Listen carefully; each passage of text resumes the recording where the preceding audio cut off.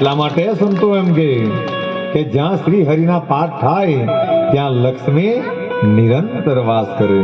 અને એ બધાને દાખલા સાથે કે પ્રમાણ સાથે એટલા માટે કહેવા પડે કે બધાને મનમાં કે સાધુ સંતોને પણ એવા મનમાં સંશય કે શિરડીની અંદર આ પ્રવચનોમાં અમે વારંવાર બધાને રજૂ કર્યા કે બધા સાધુ સંતોને પણ અસંતોષ કે શિરડીમાં પૈસા બહુ આવે કે તિરુપતિ બાલાજીમાં બહુ પૈસા આવે. પણ મિત્રો એવું નથી.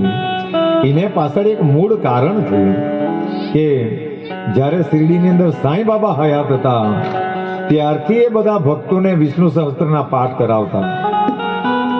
ત્યારે પણ બાબાના ચરણમાં જે દુઃખી ભક્તો આવતા તો એમના પર આ બધા પાઠો કરાવી લેતા અને એમ કહેતા ખાલી આ કરજો તમારું કલ્યાણ નિશ્ચિત થઈ જાય.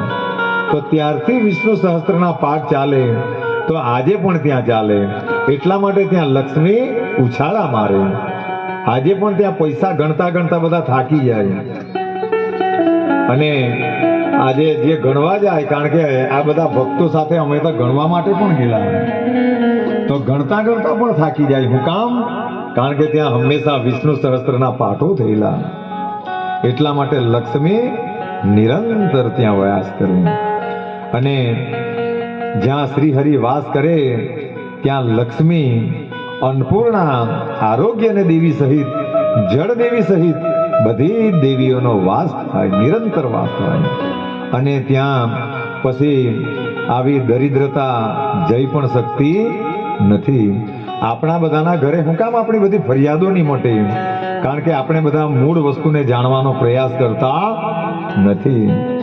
જ્યારે મૂળને સમજી જવું ત્યારે આપણી તનની એટલે કે શરીરની દરિદ્રતા પણ દૂર થઈ જાય, મનની એટલે કે માનસિકતા પણ દૂર થઈ જાય, અને ધનની દરિદ્રતા એમ પણ દૂર થઈ જાય. એટલા માટે આ મૂળ વાતોને સમજવું પડે. એમ તો બધી સ્વાગત વિધિઓ પર આ ભાર હું કામ નહીં આપીએ? કારણ કે એક તો આપણે પર સમય ઓછો, અને એમાં જો બધું સ્વાગત કરવા જાય તો આ મૂળ વાતો નીકળી જાય. એટલા માટે પંચલાય સાંઈધામની અંદર 7 દિવસ સુધી સાંઈ કથા કરી. પણ આ બધા 3 કલાક માંડ 3 કલાક સત્સંગ ચાલે કે કથા ચાલે, તેમાં અડધો કલાક સ્વાગતમાં નીકળી જાય, 1 કલાક દાન બોલવામાં નીકળી જાય, તો અને કલાક ભજનમાં નીકળી જાય. તો આ મૂળ વાતો જેને કહેવાય એ પોતાની જગ્યા પર રહી જાય. તો એના માટે સ્વાગત એક બધી ગૌણ વસ્તુઓ છે. એમ તો સાધુ સંતો એમ કહેલું કે વ્યાસપીઠ પર બેસવા વાળાને તો આવા કપડાં પણ નહીં પહેરાય. આ કદાચ કથાકારો સાલ લાખે કે તો કદાચ 2 નંબરની વાત, પણ સાંઈ બાબાએ પોશાક પણ ઉતારી લીધેલા. હું કામ? કારણ કે લોકોનું ધ્યાન ખાલી કપડા પર જાય, આ મૂળ વાતો પર જાય નહીં. એટલા માટે જેમ સુખદેવજીનો પોશાક હતો ખાલી ને ખાલી એક લંગોટી કે એક ઉપવસ્ત્ર, નહીં તો પછી બધા કથાકારો એમ એ દાસગણોને સાંઈ બાબાએ જ્યારે ભજન કરવા માટે એ નીકળ્યો અને બાબાના આશીર્વાદ લેવા માટે ગયો, તો પહેલા એમ કે આ વરરાજા ક્યાં જાયલો વરરાજા જેવો થઈને? તો એ દાસગણોએ સાંઈ બાબાને એમ કહ્યું કે ભજન કીર્તન કરવા જામ. તો આવો વરરાજો જેવો થઈને હું કામ જાય? પણ આના પાછળનો એક તાત્વિક અર્થ હતો કે આવા બધા ફેશનેબલ બનીને જાય એટલે લોકો પછી આ કથાને નહીં સાંભળે.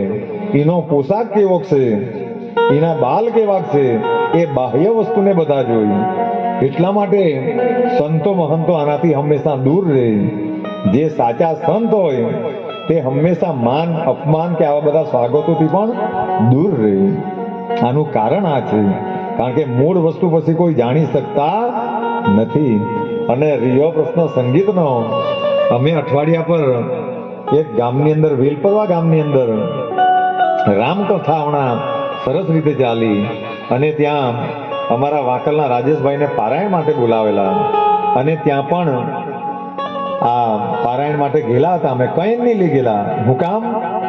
કારણ કે આ બધું સંગીત ને બધું વગાડીએ તો આ મૂળ વાતો બધી રજૂ કરવાની એમ જ કરીને આવી ગયા. પણ ત્યાંના ભક્તો પણ બધા કથામાં ડૂબી ગયેલા. એ કથામાં એટલા બધા ડૂબી ગયેલા કે કોઈને ક્યાં 11 વાગી ગયા કોઈને પણ ખબર નહીં પડી. પણ મૂળ વાતો બધાએ જાણી કે જીવનનું પરમ સત્ય શું છે. નહીં તો સાંઈ બાબાએ શિરડીની અંદર જે સૂત્ર આપ્યું કે સબકા માલિક એક, પણ આપણે બધા સંસારમાં રાચવા વાળા, કોઈ કયા પંથમાં જોડાઈ ગયા, કોઈ કયા પંથમાં જોડાઈ ગયા, અને બધાને એક માનસિકતા આવી કે અમારો જ પંથ મહાન છે. એવું કંઈ જરૂરી નથી, કારણ કે આ દુનિયાની અંદર બધા જ ધર્મો સારા છે, બધા જ ધર્મો મહાન છે. કોઈ પણ ધર્મ લડાઈ ઝઘડા કરતા શીખવતા નથી. બધાએ સત્યના માર્ગે ચલાવવાનું બધાને શીખવ્યું છે.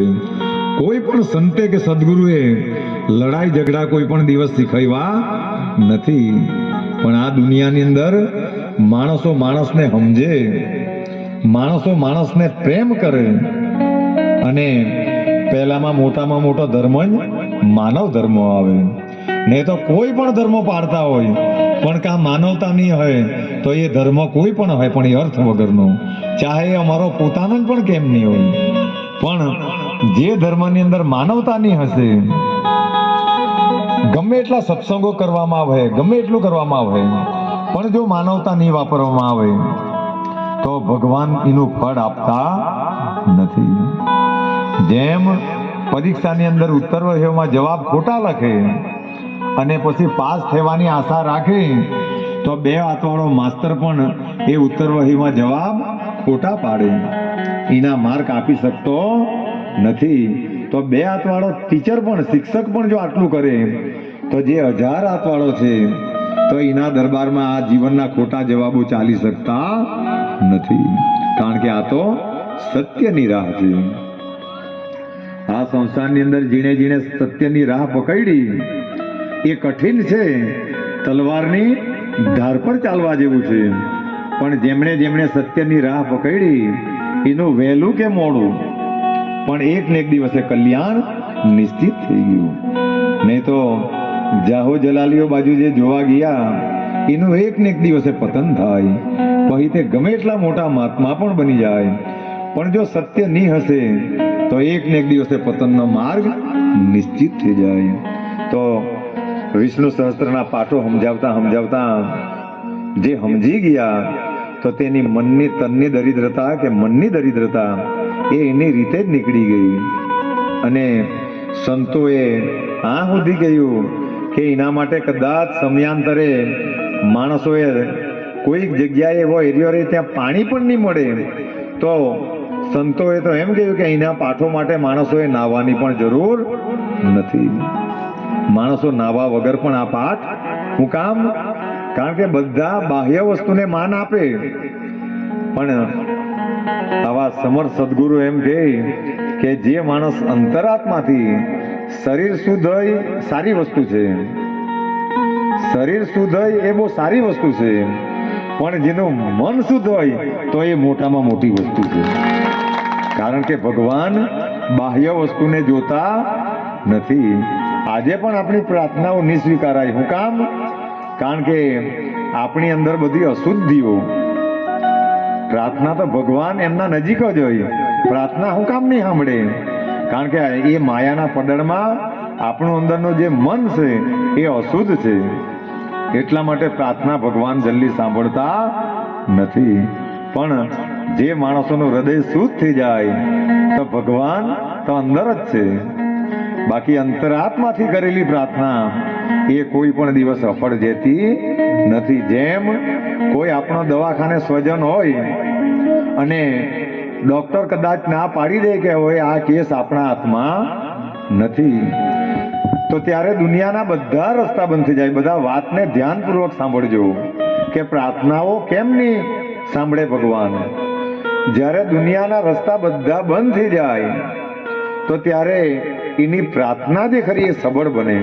કારણ કે એના અંતરાત્માને એટલો ભરોસો રહે કે હવે દુનિયાના રસ્તા બંધ થઈ ગયા છે, ત્યારે તે ભગવાનના ફોટા પાસે કે જ્યાં મંદિરમાં ત્યારે એ શ્રદ્ધાથી જતો હોય. હું કામ? કારણ કે એના બધા રસ્તા બંધ થઈ ગયા.